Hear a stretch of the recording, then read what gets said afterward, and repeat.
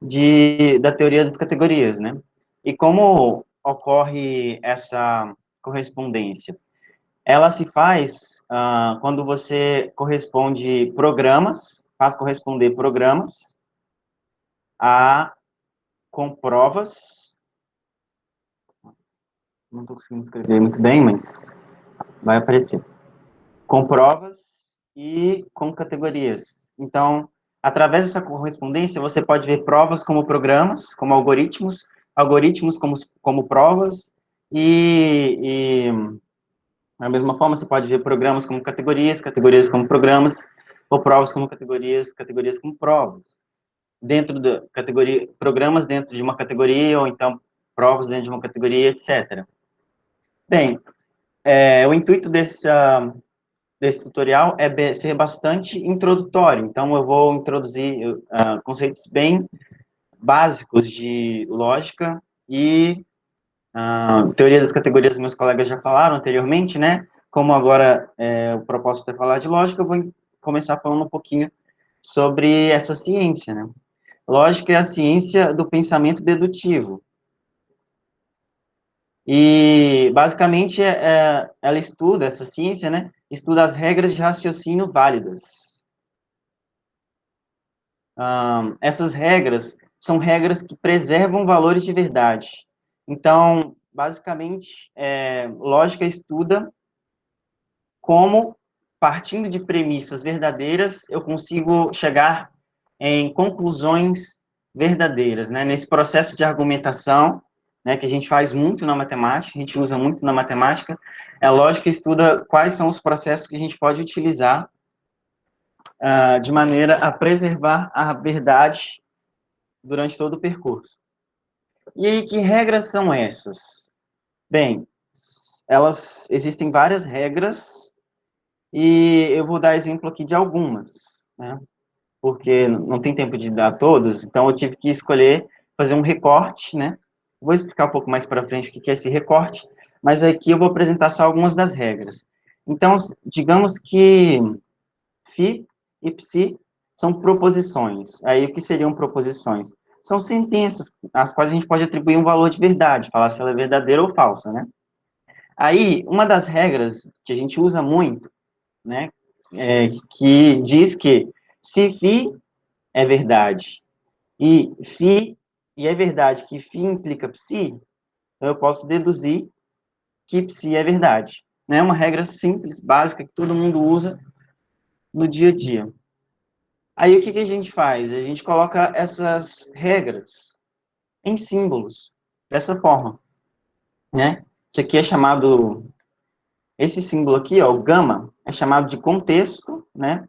E a gente pode ler né, esse símbolo todo aqui da seguinte forma: no nosso contexto gama, φ é verdadeiro. Se no nosso contexto gama, φ é verdadeiro, e nesse mesmo contexto, é verdade que φ implica psi, né, esse é o símbolo da implicação, eu posso deduzir, então, que nesse contexto, psi é verdadeiro. Aí, a gente chama esse pedacinho aqui de sequente, e isso aqui é uma derivação, né? A partir dessas duas premissas, eu concluí essa proposição. Então, é uma maneira de colocar em símbolos a linguagem que a gente usa no nosso dia a dia, quando a gente está fazendo matemática e tudo mais. Essa regra de derivação aqui, né, recebe um nome especial, que é modus ponens, ou regra de eliminação da implicação. Vai ficar mais claro mais para frente, porque eu chamo de eliminação da implicação. Bem, além, né, dos símbolos que eu já apresentei aqui, né, que é o da implicação, que o principal que eu apresentei é o da implicação, na lógica a gente usa outros símbolos para representar conceitos, né? Conceitos matemáticos e lógicos usuais, que é, por exemplo, a negação, a conjunção, que é o e, a disjunção, que é o o, esse daqui, que é a implicação, o quantificador existencial, né, que a gente usa para falar que algo existe, e o quantificador universal, que a gente usa para dizer que objeto num determinado conjunto ou num determinado universo satisfaz alguma propriedade. Além desses símbolos que são especificados aqui, é comum também a gente especificar um símbolo para que carrega o valor de verdade, né? E um símbolo que carrega o valor de falsidade. Então, a gente está transferindo, né, para símbolos, conceitos e da lógica. Então, assim, é isso que a gente chama de lógica simbólica. Aí, outros exemplos de regras de derivação. Essa aqui é a regra de inclusão, né? Por isso o I aqui, de inclusão do conectivo da conjunção, né? Do E.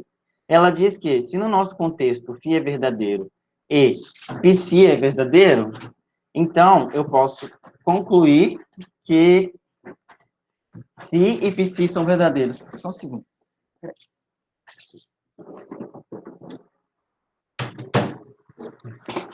Aqui. É isso, né? No nosso contexto, φ é verdadeiro e psi é verdadeiro, é tautológico, né? Muito, muito simples, é uma regra muito simples que nos permite dizer que, nesse mesmo contexto, φ e psi são verdadeiros. Aqui eu apresento também a regra da eliminação, a primeira regra de eliminação da conjunção, que também é bastante simples. Se no nosso contexto é verdade que essa proposição aqui vale que essa proposição é verdade, né? Φ e psi é verdade, eu posso derivar que φ é verdade.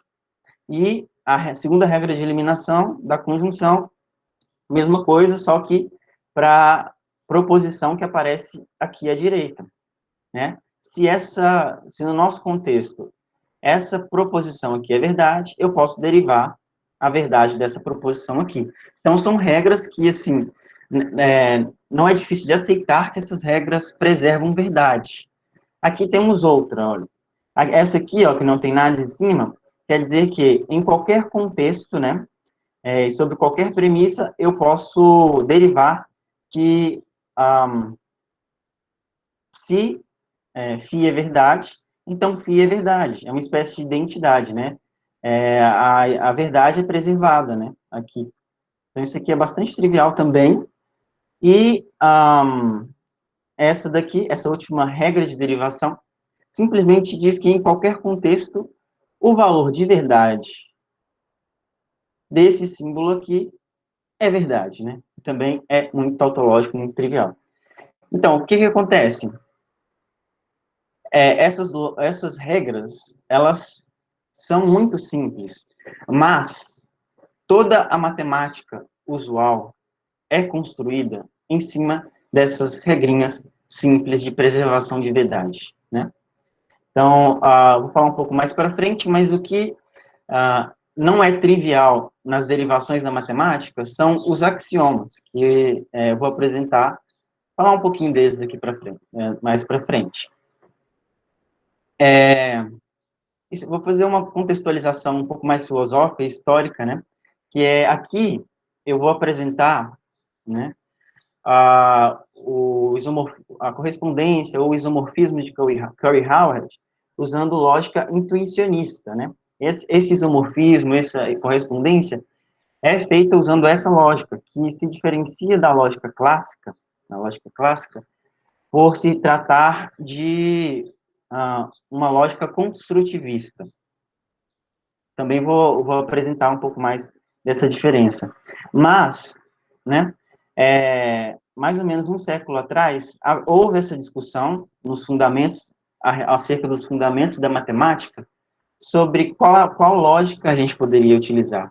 Basicamente, como assim, qual tipo de lógica? Quais dessas regras aqui que a gente apresentou, de fato, preservam verdade, né? Então, houve uma discussão sobre quais seriam essas regras. E teve, por exemplo, existem várias concepções, né? Com o tempo sempre apareceram vários tipos de lógica que divergem da lógica clássica, né? Lógica clássica que é entendida como aquela iniciada por Aristóteles, né? E dentro das concepções de lógica, houve uma disputa, digamos assim, de ideias muito forte entre Hilbert, matemático famoso aí do século passado, e Brouwer, que também foi um matemático muito importante, né? Hilbert defendia uma concepção que a gente denota de formalismo, e Brown é uma concepção que a gente denota de construtivismo. Né? Mais ou menos, assim, bem resumidamente, o formalismo vai dizer que você consegue encontrar verdades se você seguir um método formal, né, partindo de premissas verdadeiras. Se você seguir o método formal da lógica clássica, você só vai chegar em verdades. Né? E já o construtivismo, ele dizia que você tem que construir uma prova. Uma prova ela tem que ser construtiva, no sentido que vai ficar um pouco mais claro daqui para frente, mas, por exemplo, né, você tem esses três princípios aqui de lógica clássica, da lógica clássica, que esse primeiro princípio é simplesmente o princípio da identidade, que se eu tenho uma proposição, então, o valor de verdade dessa proposição é igual igual a si mesmo. Seria a mesma coisa que dizer que A igual a A, ou X igual a X, né? É o princípio da identidade. Aqui, esse segundo princípio aqui, é o que a gente chama de princípio da não contradição, né? Matemáticos não sabem lidar, nem filósofos, assim, da matemática. A gente não sabe lidar com contradições, a gente abomina elas, né?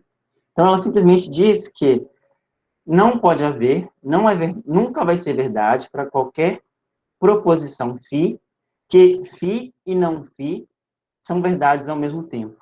Então, eu não posso ter que um número é racional e irracional ao mesmo tempo, porque ser irracional é justamente não ser racional. Então, se essa proposição aqui for proposição x é um número racional, essa proposição aqui diz que x não é um número racional, ou seja, é um número irracional, e o que esse princípio está dizendo, que é o princípio da não contradição, que isso aqui é sempre verdade. Né? Não é verdade que a gente pode ter que uma proposição e a sua negação são verdades ao mesmo tempo. Isso é o princípio da não contradição. E esse terceiro princípio aqui é o princípio do terceiro excluído. Terceiro excluído. Ele diz que esse princípio aqui diz que é sempre verdade que, dado uma proposição φ, ou φ é verdade, ou a negação de φ é verdade. Voltando para esse exemplo aqui, né? Para qualquer número x, se essa proposição aqui é a proposição x é racional, e essa proposição aqui, que é a negação de φ, vai ser a proposição x é irracional. Então, esse terceiro princípio, que é um princípio da lógica clássica, diz que isso aqui é sempre verdade. Ou x é racional, ou x é irracional, tá? Aí, o que acontece?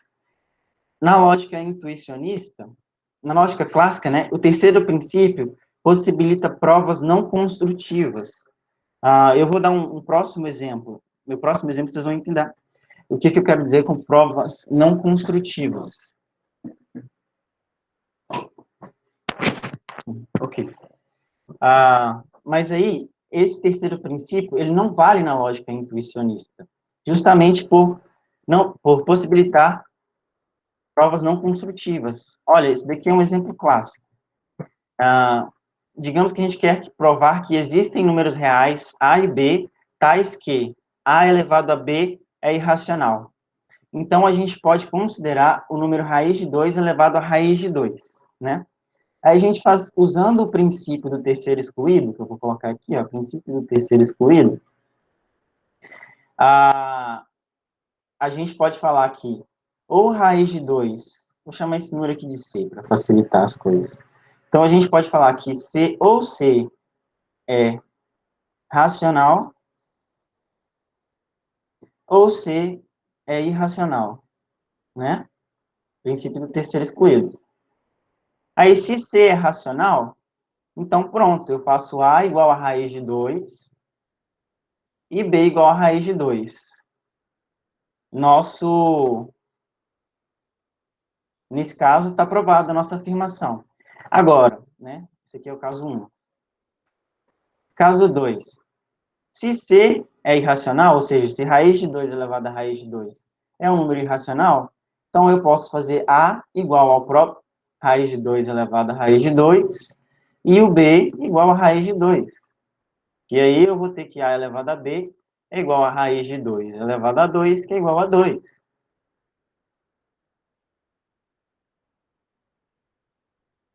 Aqui é racional, tá, gente? Confundi. Não, é irracional mesmo. Ah,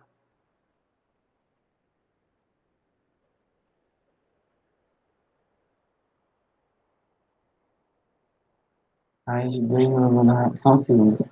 Raiz de 2 elevado a raiz...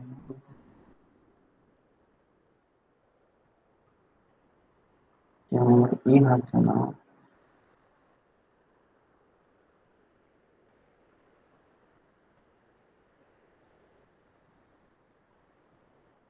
Uhum.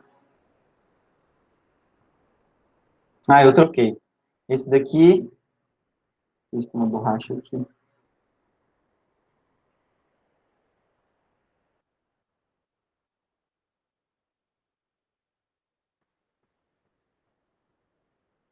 Isso.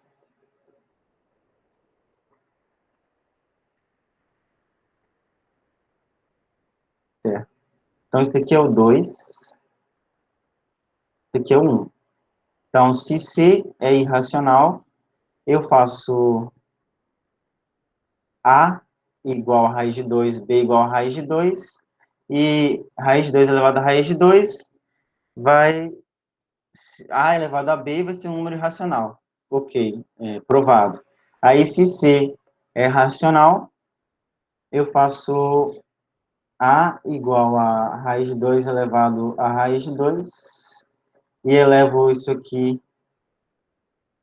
Alguém mandou uma mensagem?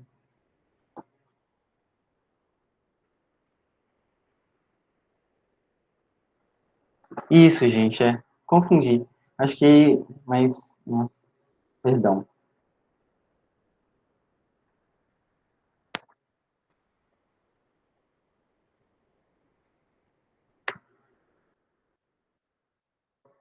É isso mesmo. Opa.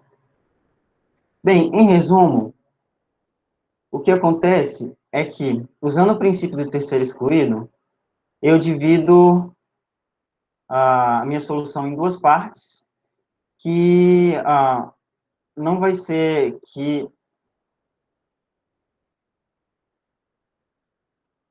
não vai ter, eu não vou poder explicitar A e B de maneira única, né? Então, eu não vou saber qual é o valor de A e qual é o valor de B que eu tenho para que essa proposição aqui seja verdade. Esse é um princípio, né? Isso vai contra o princípio da lógica construtivista, e por isso que na lógica construtivista a gente não aceita o princípio do terceiro excluído. Na verdade, o que a gente exclui é a dupla negação, né? Que é a afirmação que fala que a negação da negação de x implica x. Mas, no fim, a gente tira a regra da dupla negação para que a gente não possa derivar o princípio do terceiro excluído. Bem, fazer uma breve digressão aqui, explicando um pouco sobre o que é teoria de conjuntos e como funcionam os fundamentos da matemática, né? Teoria de conjuntos usual é ZFC, Zermelo, Fraenkel com o axioma da escolha. Ela consiste de 9 axiomas e dois conceitos primitivos. Os conceitos primitivos são os conceitos de conjunto e a relação de pertencimento. Como assim conceitos primitivos?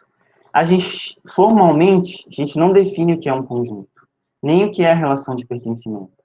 A gente define informalmente que um conjunto é uma coleção de objetos, né? E que a relação de pertencimento é o objeto pertencer àquela coleção e tudo mais. Mas dentro da teoria formal, a gente não define o que é um conjunto. A gente simplesmente estabelece axiomas usando variáveis que representam o que a gente chama de universo de conjuntos. Por exemplo, o axioma da extensionalidade, que é esse daqui. Para todo x, para todo y, para todo z, se para todo z, z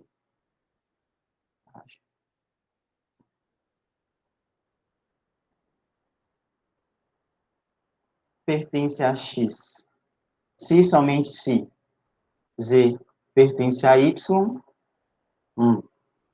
isso implica que isso é equivalente a dizer que x igual a y. Então, o axioma da extensionalidade diz que dois conjuntos são iguais se eles somente se eles têm os mesmos elementos, né? Esse é um dos 9 axiomas de ZFC, e é a partir de axiomas desse tipo e das regras de inferência da lógica que é construída toda a matemática usual, né? É isso que significa ZFC ser uma teoria de fundamentação para a matemática. E em ZFC, nessa teoria de fundamentação, tudo são conjuntos, né? Se você for parar para pensar, uma função é um conjunto, né? Uma função f é o conjunto de pares ordenados, né?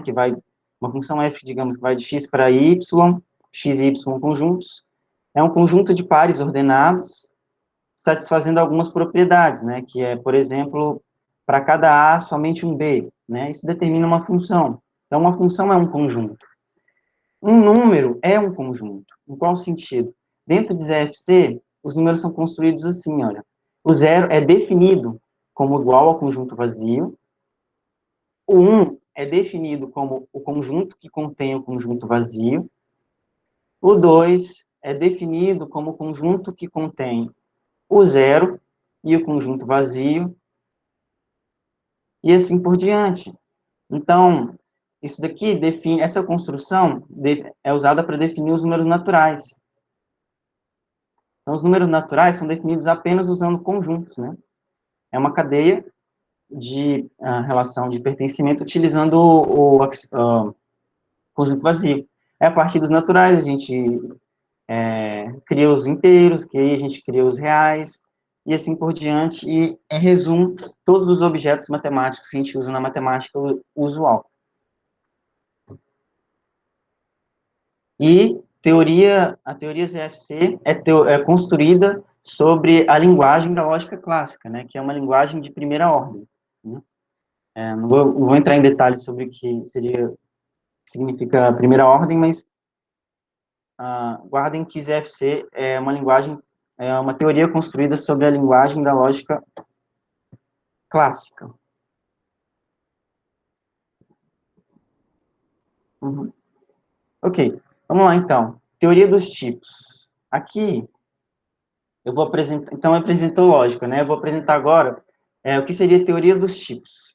Vou apresentar o cálculo lambda simplesmente tipado. Ele foi criado em 1936 por Alonzo Church, né? Que foi orientador do Turing, o Alan Turing, né? Que é chamado o pai da computação. E o Turing provou que o cálculo lambda é equivalente a uma máquina de Turing em termos de computação. Resumidamente, o que isso significa? Significa que o cálculo lambda simplesmente tipado pode ser usado como uma linguagem de programação. E, de fato, ele deu origem, assim, digamos, a um tipo de linguagem de programação chamada linguagem de programação funcional, né? E como do que se trata a teoria dos tipos? Bem, lembra que lá na teoria de conjuntos a gente tinha conceitos primitivos, conjunto e relação de pertencimento? Aqui vai ser análogo, né? Só que agora o nosso conceito primitivo vai ser o conceito de tipo, né? Que a gente vai denotar com letra maiúscula assim. E há essa relação aqui, que a gente diz que é uma relação de habitação. A gente diz que X é uma testemunha para A, ou X habita A, ou X exibe A. Assim, vamos ficar com X habita A. X é um termo que habita o tipo A, né? E aqui, ao invés de Axiomas, a gente tem construtores, né? Que dizem que, dados dois tipos A e B, podemos construir o tipo A vezes B, que é o tipo produto. Ou podemos construir também o tipo A implica B, que é o tipo função. E também tem o tipo unitário, que é o tipo que contém só um elemento, né? Ele é o tipo produto trivializado. E aí, outra digressão, vou tentar ir um pouquinho mais rápido, porque o tempo é limitado, mas aí o que costuma me perguntar muito é o que são tipos, né? E aí, eu gosto de fazer essa diferenciação aqui, que é a diferenciação entre sintaxe e semântica, né? Sintaxe, isso aqui é muito usado na linguística também, né? Você deve ter visto nas aulas de linguística, de literatura ou de redação. Sintaxe diz respeito aos símbolos que você usa e às regras formais entre esses símbolos, né? Dentro de uma determinada linguagem, as regras que regem, que estruturam a linguagem, né? E dizem como formar novos símbolos a partir de outros símbolos e tudo mais. Semântica, por sua vez, diz respeito àquilo que dá sentido aos símbolos, né? Então, aqui, quando a gente vem em ZFC, né? Nossos símbolos são variáveis, conectivos lógicos, quantificadores, e isso determina a sintaxe deles, né? E a forma como nós podemos compor esses símbolos determina a sintaxe de ZFC e da lógica de primeira ordem também, né? Agora, a semântica diz respeito ao que eles significam. Então, aqui, a semântica de ZFC é que as variáveis representam conjuntos, né? E aí, quando a gente chega em teoria dos tipos, aí que tá, qual é a semântica de, quando me perguntam o que são tipos, a resposta é, acho que a pergunta mais correta, né, seria, qual é a semântica da teoria de tipos, né? Aí, o que acontece? A semântica é parecida com a teoria de conjunto. Na verdade, a teoria de tipos foi utilizada, assim, houve tentativas de fundamentar a matemática usando teoria de tipos.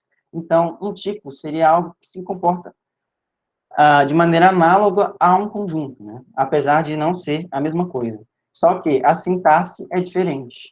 Então, basicamente, hoje em dia tem-se a concepção, né? Pelo menos eu tenho essa concepção de que a teoria de tipos é uma linguagem diferente que fundamenta a mesma matemática e a teoria ZFC, ou quase a mesma, né? Porque a lógica que está por trás da teoria de tipos é a lógica intuicionista, que é diferente da lógica clássica que fundamenta ZFC.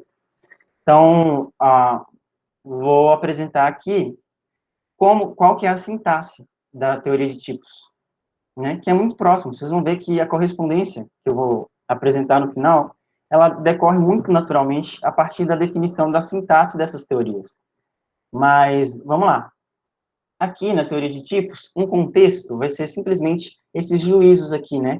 Que é falando que determinado tipo X1 habita A1, Xn habita N, né? Esse conjunto de juízos de habitação. E aí, dado termos, né? Termos, assim, se você já tem, em um determinado contexto, você já tem alguns termos, a gente vai ter regras para formar novos termos, analogamente às regras de derivação que a gente apresentou lá em cima. Por exemplo, aqui, olha, se em determinado contexto x habita A, eu posso derivar que x habita A, como se fosse um princípio de identidade.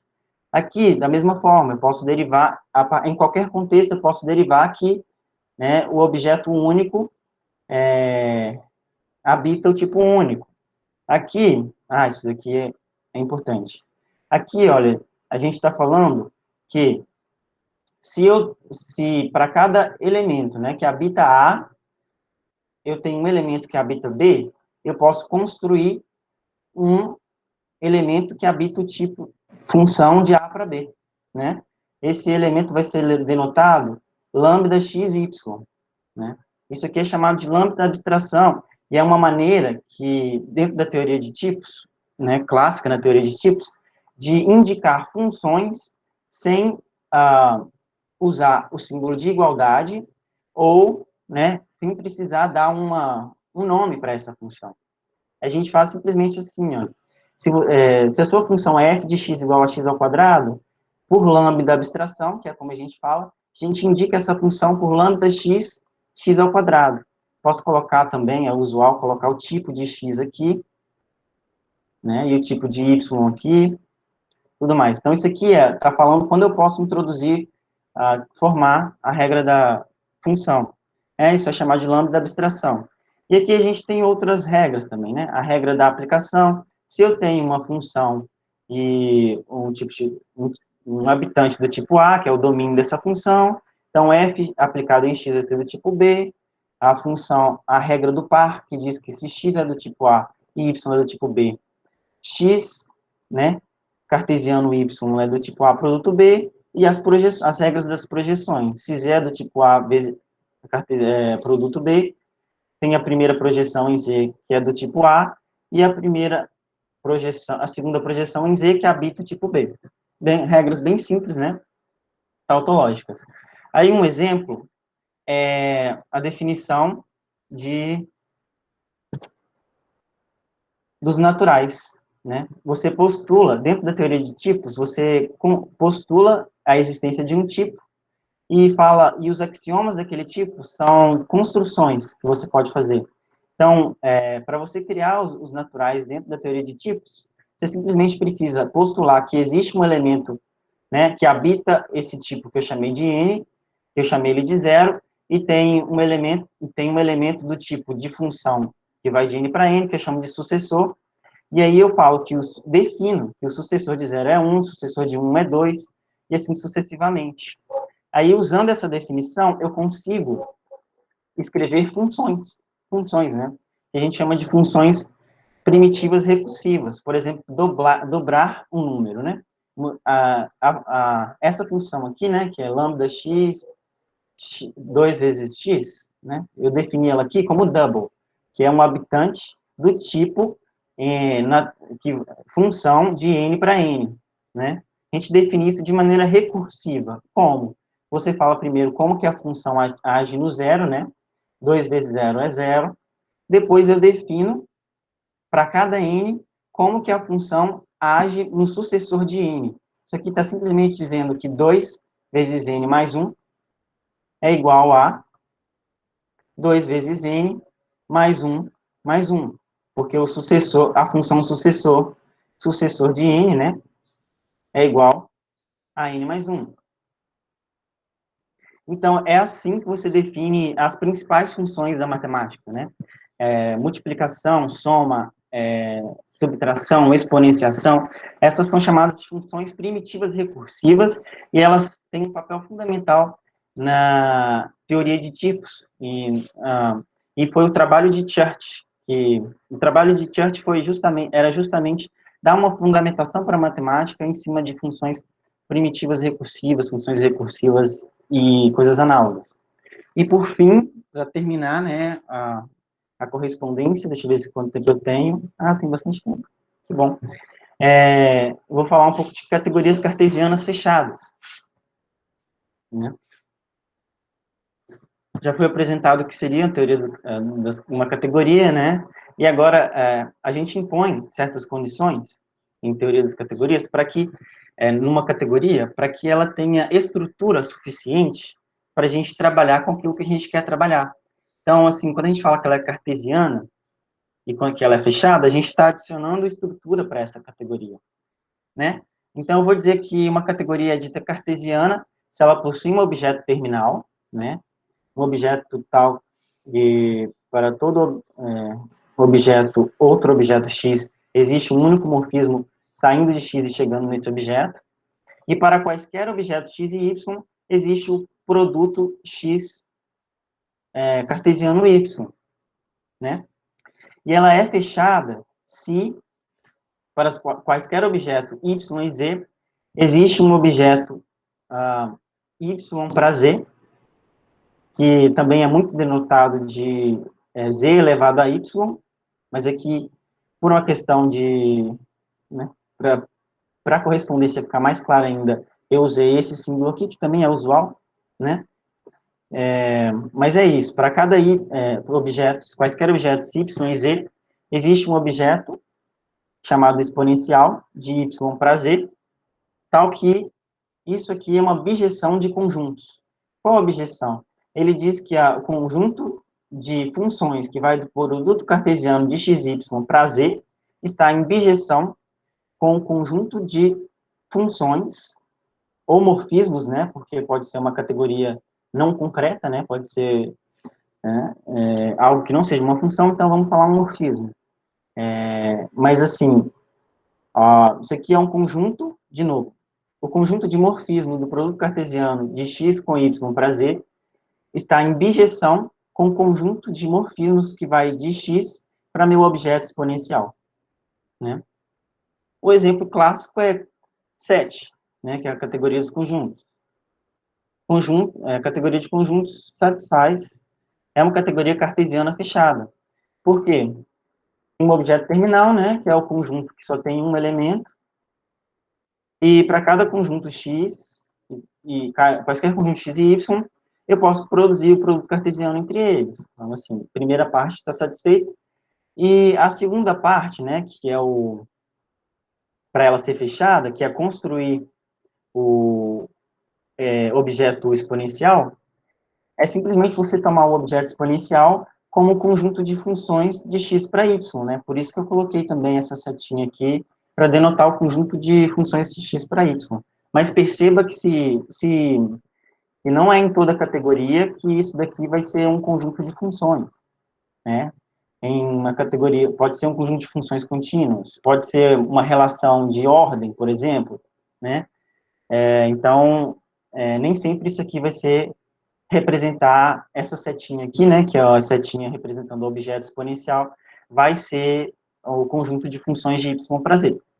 Mas, importante aqui, nesse exemplo, é que essa bijeção entre o conjunto de funções que vai do produto cartesiano para z e o conjunto de funções que vai de x para o conjunto de funções que vai de y para z, isso aqui está em bijeção. E a bijeção é feita assim. Se eu pego um f aqui, que é uma função que para cada x aqui atribui uma função que vai de y para z, na verdade aqui eu vou fazer o inverso, né? Pego uma função f aqui, né, uma função f que vai do produto cartesiano de x, y para z, eu vou levar numa função f, que agora ela vai estar aqui, que vai do meu conjunto x para o conjunto de funções de y para z. Como? Eu falo que f de x é igual ao esse fzinho aqui, aplicado em x. Essa função aqui, ó, ela está aqui. Então, isso aqui é um mapa que vai daqui para cá. Por outro lado, agora eu tenho que dar um mapa que vai daqui para cá, né? Então, dado uma função g grande aqui, eu defino uma função gzinho aqui da seguinte maneira. Lembra que g aplicado em x é uma função que vai de y para z. Então, eu falo que o meu g de xy é igual a g aplicado em x, né, que é uma função de y para z, aplicada em y. Isso assim, é bem tautológico, é bem trivial, mas é uma característica muito importante, que inclusive recebe o nome de Curry, em teoria dos tipos, né? Em teoria dos tipos, você vê uma função que vai do produto cartesiano para z como uma função que vai de x para y para z, é chamada de Curry. Então, em teoria de tipos, é usual você não escrever x cartesiano y vai para z, né? Esse tipo aqui. É usual que as pessoas escrevam somente esse tipo aqui também. Né? Então, porque eles são equivalentes. Bem, por fim, agora, né, que a gente já falou um pouquinho sobre cada uma dessas três teorias, né, vamos falar um pouco da correspondência.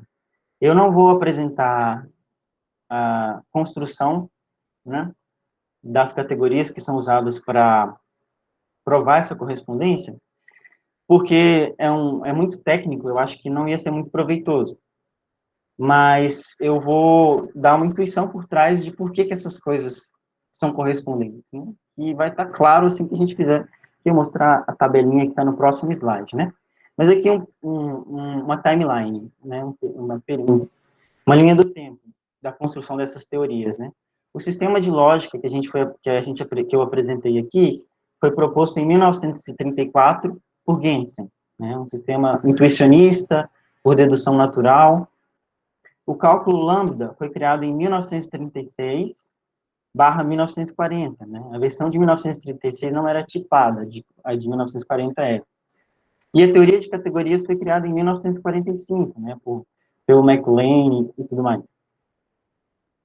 A correspondência de Curry e essa correspondência que a gente vai apresentar aqui foi observada por Curry em 1934, né? Em 1958, usando outras teorias lógicas, outros tipos de lógica e outros tipos de teoria dos tipos, e por Howard em 1969, que fez a correspondência entre a lógica e a instituição, uma correspondência mais próxima do que a gente apresentou aqui, né? Usando o sistema de lógica que a gente apresentou aqui, a teoria de tipos e o cálculo lambda, né? Foi a teoria de tipos que a gente apresentou aqui. E para construir a correspondência, como eu falei, existem várias correspondências, não é só uma correspondência. Como existem vários tipos de lógica, né, não clássicas, né, existem muitos isomorfismos e várias propostas de teoria de tipos, existem várias correspondências de Curry-Howard relacionando esses tipos de lógica e esses isomorfismos, ó, e essas teorias de tipo, né? E aqui estou apresentando o fragmento de lógica intuicionista criado por Gentzen, no qual a gente apresentou a conjunção, a implicação e o símbolo de verdade. E a correspondência, por fim, né, fica muito simples, porque eu escolhi os símbolos para que ela ficasse trivial, realmente, né? Aqui, ó, lembre que em lógica a gente tem o símbolo que representa o valor de verdade. No lambda cálculo, a gente tem o tipo unitário, né? Que só tem um elemento, né? Só um elemento habita esse tipo. E nas categorias cartesianas fechadas, CCC, né? De Cartesian Closed Categories, a gente tem o objeto terminal. Uhum. Na lógica, a gente tem o conectivo lógico, né? Que é a conjunção, que representa o E. No lambda cálculo, a gente tem o símbolo usado para construir o tipo produto, e nas categorias cartesianas fechadas, a gente sempre pode construir o objeto, o produto cartesiano, né? E próximo, na lógica, a gente tem o símbolo de implicação, no lambda cálculo, a gente tem o símbolo para construir o tipo função, e na teoria de categorias cartesianas fechadas, a gente tem o símbolo de exponenciação. Aqui, né? Lembra que isso aqui é a exponenciação, tem um sentido diferente da função, blá, blá, blá. Aí, a correspondência se dá da seguinte maneira. Fórmulas, na lógica intuicionista, vai corresponder a tipos, no lambda cálculo, que vão corresponder a objetos na teoria das categorias. E provas, na lógica... O que é uma prova, né? Eu acho que eu não cheguei a falar. É uma dedução, usando aquele cálculo de sequências que eu falei lá, né? Dedução natural, outro tipo de dedução. De sigma aí a gente deriva psi, a gente pode ter alguma outra coisa aqui, né, que a gente deriva e vai aparecer aqui também, e aqui a gente tem a nossa conclusão. Então, imaginem que na lógica a gente tem provas que vão corresponder a termos do lambda cálculo e, por sua vez, vão corresponder a morfismos nas categorias cartesianas fechadas. Essa é a correspondência, e essa correspondência funciona.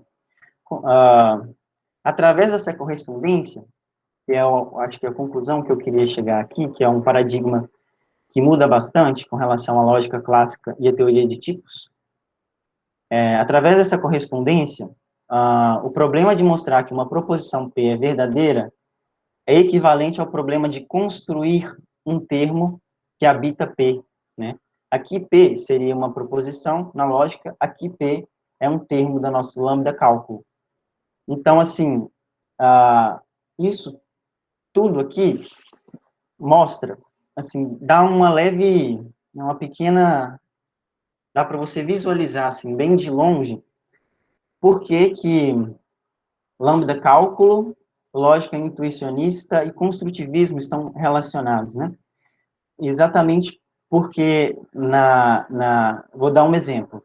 Se eu quiser provar, né, de acordo com a interpretação da lógica intuicionista, construtivista, se eu quiser provar essa proposição aqui, φ e psi, eu tenho que dar uma prova de φ e uma prova de psi, certo? Pela concepção da lógica construtivista. E dar uma prova, por exemplo, de que φ implica psi, é dar uma função que leva uma prova, né, uma prova de psi, numa prova, uma prova de φ, uma prova de psi, certo? Então, a interpretação construtiva da lógica, né, a interpretação intuicionista da lógica, está em correspondência com o lambda cálculo, devido ao caráter construtivo das teorias de tipo, né? E além do mais, que para mim foi muito surpreendente, eu acho muito surpreendente, as teorias de tipo servem como uma fundamentação, elas são Turing completas, né? Elas conseguem abstrair, são uma linguagem de programação abstrata, né? Que servem de fundamentação para outras linguagens de programação. Então, unindo essas três coisas, você acaba vislumbrando, né? Porque, assim, eu acho que o buraco é muito mais embaixo ainda. Foi descoberto há muito pouco tempo, tem pouca coisa muita coisa a se descobrir ainda, né? Mas você consegue vislumbrar relações entre disciplinas, digamos assim, que a princípio são são bastante divergentes, né? E dessa correspondência, né? Um resultado numa área pode influenciar, né, com certeza influencia um resultado em outra área, e essas influências ainda estão por ser descobertas, né? Tem muita coisa para descobrir ainda. Aí, por fim, só para finalizar mesmo, deixa eu ver o meu tempo. Vou dizer, né, não vou demonstrar, mas vou dar uma ideia de como que essa correspondência é mostrada. A gente pode mostrar a correspondência simplesmente fazendo uma objeção e mostrando que nosso sistema de dedução para fórmulas corresponde ao nosso sistema de dedução para termos, né, fazer isso. Ou a gente pode fazer um passo a mais, que é vir de tipos para categorias e de categorias para tipos, e a mesma coisa, vir de lógica para categorias e categorias para lógica, e depois construir equivalências, né? Então, o que a referência que eu utilizei faz, mas existem outras maneiras de fazer também, digamos que esse aqui representa a, a nossa lógica, né? NJ é a categoria cartesiana fechada, construída utilizando fórmulas como objetos.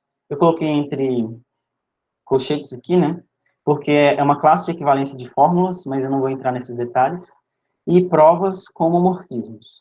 E aqui, do outro lado, a gente constrói uma categoria cartesiana fechada, que é denotada assim, na qual os tipos são objetos e os termos são morfismos. Aqui, de novo, colchetes, porque é uma classe de equivalência de tipos especial lá, e aqui também é uma classe de equivalência de termos. Então, você quocienta por determinadas relações de equivalência que vão fazer com que essas categorias fiquem bem comportadas. Aí, por fim, você demonstra que existe um funtor que vai de NJ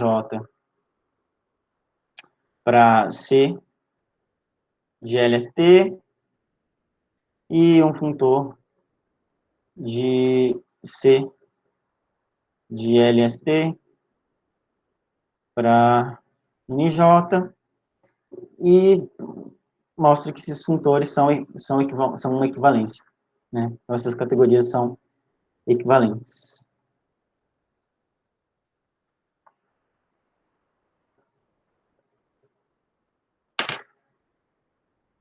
Bem, eu espero que eu tenha conseguido motivar vocês. Perdão por ter me confundido naquela demonstração lá. Eu ter escrevido lá a sentença errada me atrapalhou. Acho que eu fiquei um pouco nervoso. Mas é isso. Se tiverem perguntas, né? Essa aqui é as referências que eu utilizei, que é a dissertação de mestrado da Fabiana, né, da UFMG, bem legal. E eu usei também o livro de Roth, de Homotopy Type Theory, que eu vou estar falando mais para frente. Muito bom, Mike. Muito boa apresentação. Parabéns aí, gostamos muito. Aquela questão do irracional e do racional foi mais um erro de escrita, né? Escreveu rápido. Eu me perdi, Não comprometeu em nada a sua apresentação. Muito bom, okay. Parabéns. Tem umas perguntas aqui, Mike. Sim, deixa eu ver. A primeira é que o pessoal comentando, né, sobre os irracionais, mas depois você explicou muito bem. Então, este lambda indica apenas que há uma função implícita? Exatamente, é isso, exatamente. Tem uma função implícita ali. É porque quanto menos símbolos, né, mais simples, digamos assim, fica a sua linguagem, né? Sua semântica, sua sintaxe fica mais simples. Então, assim, você não ter que explicitar a igualdade, usar o símbolo de igualdade, e explicitar símbolos de funções, simplifica bastante a sua sintaxe e te ajuda a ver coisas, né, demonstrar coisas de maneira mais fácil. É isso, tudo isso. Excelente. Então, com findada aí a apresentação do Mike, nós terminamos esse dia tutorial. Então tem uma pergunta aqui também, né? Como pode ser interpretado a incompletude de Gödel na teoria de tipos? Então, o teorema de incompletude, né? Ele está falando sobre sistemas formais. Então,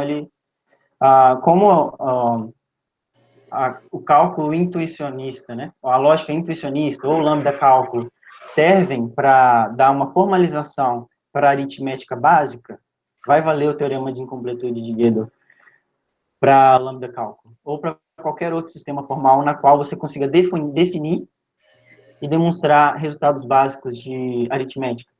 Então, assim, o teorema de incompletude de Gödel é bastante geral e vale para qualquer sistema formal desse tipo. Excelente. Pintou mais uma aqui. Você sabe alguma coisa sobre o porquê de ter escolhido o símbolo lambda? Nossa, eu li isso, mas eu sinto, mas eu não lembro exatamente por que era o lambda. Não lembro por quê. Mas tem uma motivação, sim. Ok, muito bom. Convido todos a abrirem aí os microfones e parabenizar aí o Mike pela excelente palestra. Obrigado.